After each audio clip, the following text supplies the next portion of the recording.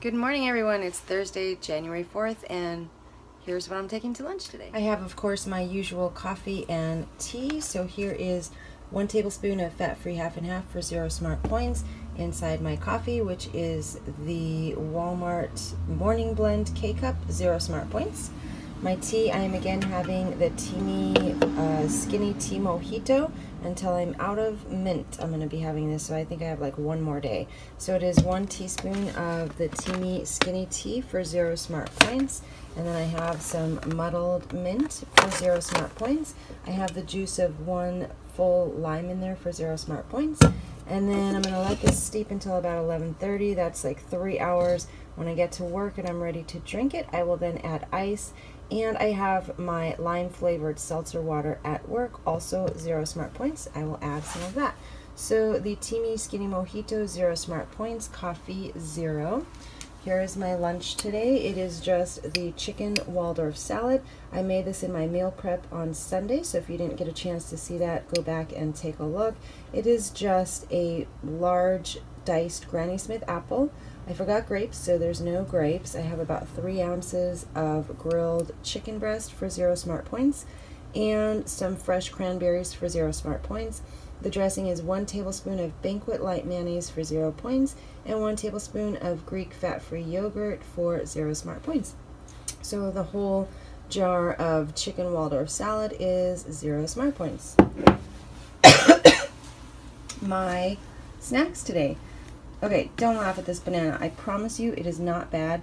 This is a prime example of what happens when you put the bananas in the refrigerator. So I prefer my bananas more on the green side. I put them in the refrigerator when they are the way I like them. The outside will continue to turn colors, but the inside of the banana stays exactly the same as when you put it in the refrigerator. So this banana is fine. I can feel it right now and it's still nice and firm. So it looks gross and I probably look ridiculous when I eat it at work, but I'm not eating rotten bananas, I promise. So I will have a banana and maybe the apple as well for a snack. Both of those are 0 smart points. And then I have a cup of the Hungry Girls scoopable apple pie, also for 0 smart points. This is so delicious at work if you warm it up for like 30 seconds. It's super yum. So all of my snacks are 0 smart points. My lunch is 0 smart points, and my beverages are 0 smart points. This is everything I'm having until dinner tonight. Hey everyone, it is about 1:15. I am just headed to the park for my lunch break, and here's my outfit of the day.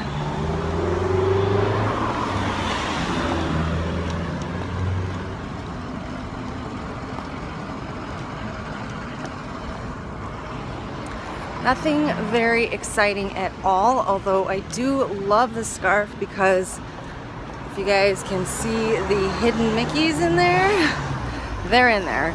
I guess I look a little more professional today than normal. However, I have to say that I am so very, very lucky to be able to wear literally anything I want to work.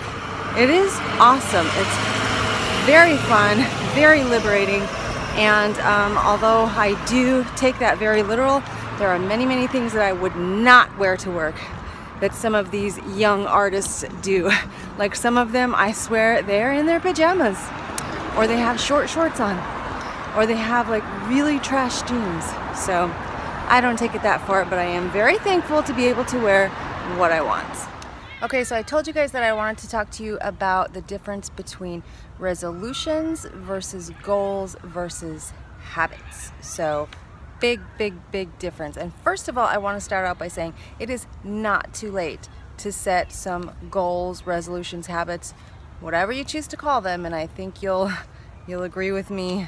We're going to call them habits or goals, definitely not resolutions, but it is not too late to set some goals for yourself for the new year. I firmly believe that if you're serious about setting goals and not resolutions, then you need to really take the time to really think about what it is that you want out of 2018 and how do you want to change your life and better your life. This is going to take some thought. It's not like a New Year's Eve kind of, okay, I'm going to write these 5 things down really quick because this is what I want to do this year. I think if you're serious, you need to take some serious thought, and that could be all of January. It could take all of January for you to really decide how you want to change your life, and are you serious, and are you really going to do what it's going to take. So take your time. It's not too late to set some goals for yourself for 2018, not at all. So first let's talk about resolutions. So I wrote some of this stuff down so I could tell you guys what I learned. So resolutions are more big, bold actions that depend on motivation, kind of like a spur of the moment. You know what, I'm gonna lose weight for next year. You know, just they are more visions of change, good intentions that fizzle out because it's just too hard to turn your visions into daily actions. So already also just the word resolutions kind of gives it like a fleeting kind of it's like a fleeting thought and not something you're really going to hold on to and to do, because there's not a lot of grounding behind a resolution because they're tied to New Year's. Do you ever hear anyone mention a resolution outside of New Year's? And then by the time January comes and goes, everybody kind of forgets and it's over, and nobody's really done anything to change their lives. So resolutions, in my opinion, kind of start out as a very fleeting, passing kind of thought, just literally a vision of something grandiose that you want to do, but you're not really maybe committed to really doing or changing in your life. So that's my definition of a resolution. Now goals, you can use a resolution to make a goal, but it's going to take some fine-tuning and more thinking. So goals are more refined and defined, not a spur-of-the-moment, off-the-cuff idea that you have for 2018. Goals are measurable and they have a plan of action. That's the real kicker there. So you can turn your resolutions into concrete goals, but remember, when you set goals for yourself, they need to be SMART goals. That's an acronym. Hopefully you guys have all heard before. SMART goals are S, specific, M, measurable, A, achievable, R, realistic, and T, time-bound or timely. So you want to set goals that you, number one, that you can achieve. I'm not going to say I'm going to lose 50 pounds by February, because number one, I don't have 50 pounds to lose, and number two, I couldn't lose 50 pounds in 2 months anyway. Maybe somebody could, I can't. So you want to make sure that they are achievable, attainable goals. Make sure they are specific rather than just, nah, I think I'll lose a little weight next year. They need to be more specific so that you can actually measure them. And then of course they should be time bound so that you can actually, as another way of measuring and tracking your progress. So you definitely want to make SMART goals, but you can turn your resolutions, take that wild, crazy idea, you can turn that into a real concrete goal, and you're much more likely to hit that goal or that resolution if you do that. So even better, let's take it one step further. You can turn your goals into habits, and even then you are much more likely to reach your goals or your resolutions if you turn them into a daily habit. So habits are actually automatic routines that are already making up 40% of your daily activity. They are learned activities. So, I mean, things like brushing your teeth in the morning, grabbing a cup of coffee, washing your face before bed, all of those are habits that we have learned over time. So how then do you take your goals and make them habits? Number one, you're going to want to break down your goals into specific steps. You don't want to take a huge goal like, I'm going to save $50,000 this year and not have a way to get there from start to finish. So you're going to need to break it down into smaller steps. But within those smaller steps, you can achieve the steps by starting good habits or forming good habits for yourself that will lead to achieving the goals. So how do you actually form habits? First of all, start with something that you actually want to do and not something you feel like you need to do or have to do. If you make it something you actually want to do, you're more likely to actually try and do it and achieve it. So start with something you want to do and you're more likely to follow through. Number two, make the behavior simple to do. If I tell myself I want a cleaner house, so every day I'm going to go through every room and vacuum, dust, sweep, mop, and wash the windows every day. That's not very easy to do. So you want to start small, start with something that is simple to do that you can continue to do every day. It can't take a huge chunk of your time, and it can't take a huge amount of effort, or you won't continue. So make the behavior simple. Number 3, adjust your environment for success. If I decide, for example, that I want to paper track everything that I eat all day long. In order to make that a little easier on myself, I would need to adjust my environment. So for example, I will bring my paper tracker and I will bring a pen with me everywhere I go so that I can paper track everything all day. If I don't adjust and make the effort to bring those things with me, then I'm definitely not going to paper track. Number 4, repeat often, preferably daily. I would say daily. If you're trying to form a habit and you're trying to reach a goal so that you can change your life for the better, you need to find something to do to achieve this goal daily. If you want it bad enough, you will find one little thing that you can do every day to reach your goal. So I would say definitely whatever habit you're trying to form, do it daily. And then number 5, evaluate and experiment. So I would say you should do this at least once per month. If you guys remember from yesterday or the day before, I'm going to use the habit tracker, and I'm actually going to track a different habit every month. But I think at the end of a month, you should have enough time under your belt to really evaluate the habit. Number 1, is it doable? Are you doing it every single day or most days? Is it becoming a part of your regular routine? And number 2, is it actually moving you towards the goal that you set out initially? So evaluate.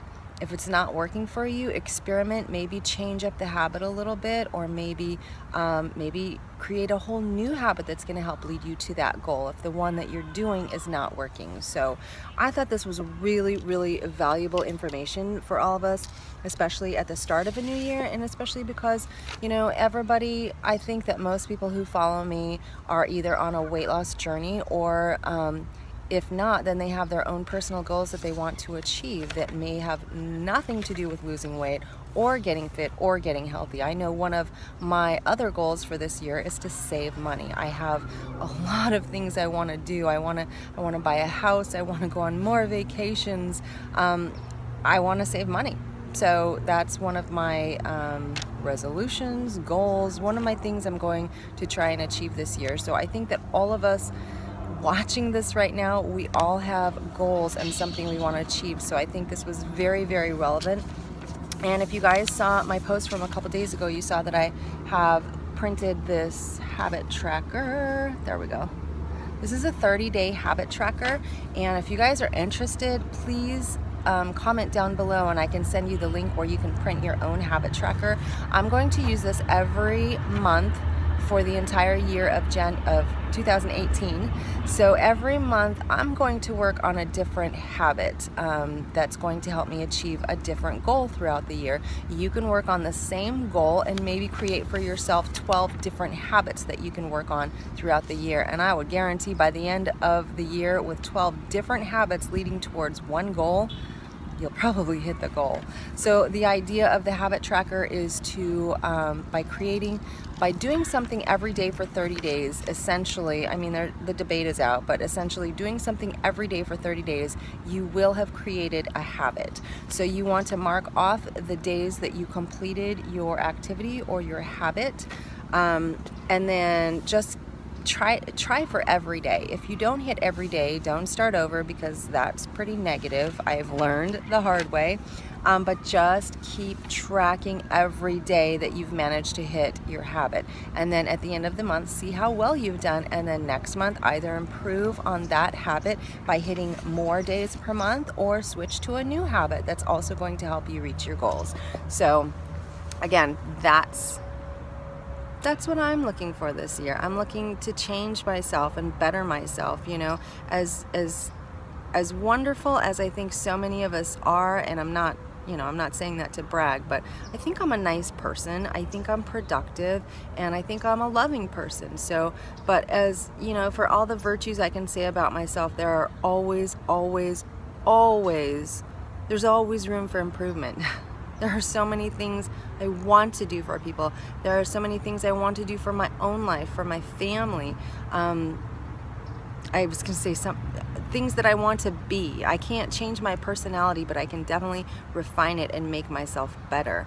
I want to make my life and my surroundings better. So it's literally a life's journey, and none of us are there. There's always something we can improve. So anyway, so I hope that helps some of you kind of fine-tune those resolutions. I think it's a kind of a knee-jerk reaction when New Year's comes to, at least in your mind, think of resolutions. I'm gonna do this, this, this, and this.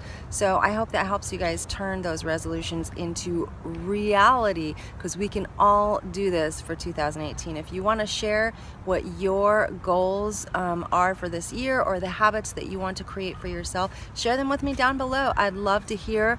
I may pick up on some of your habits. Jess from Weight Watchers Journey to Healthy said something about reading the other day. I used to read a book a week, and I actually missed that. So my goal, I haven't set a concrete goal yet for that for this year, but I think I will probably use next month's habit tracker to track my reading habits and try to incorporate more reading into my life every day, because I love reading and I miss reading. So, you know, maybe you'll get some ideas from my habits, maybe I'll get some ideas from your habits. So share down below, and I'd love to hear about your progress throughout 2018. Let's do this together.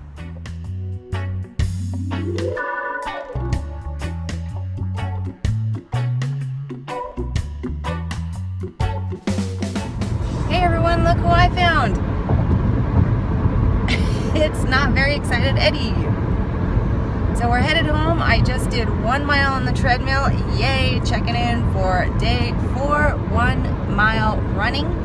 And instead of all the weights I did yesterday, because my arms are actually feeling it, I decided to go ahead and do the rower, so that I wasn't doing 2 days of the same weights in a row and ruining my muscles. And also those squats that I did yesterday hurt my knees, so I doubt I'll be doing those again, because part of the whole point of reducing my running this year is to help protect my knees. So no more squats, which means flat old runner's butt for me.